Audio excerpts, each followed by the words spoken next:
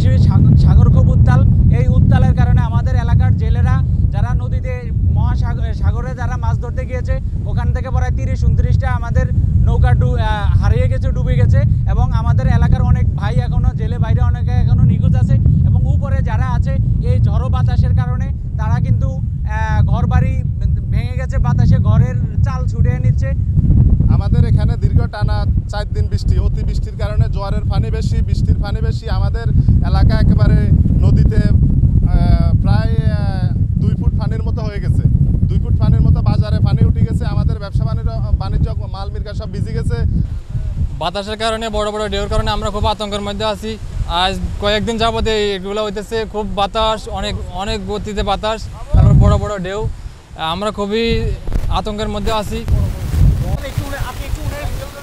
ভাই ভাই এখনো কতগুলো ট্রলার লোক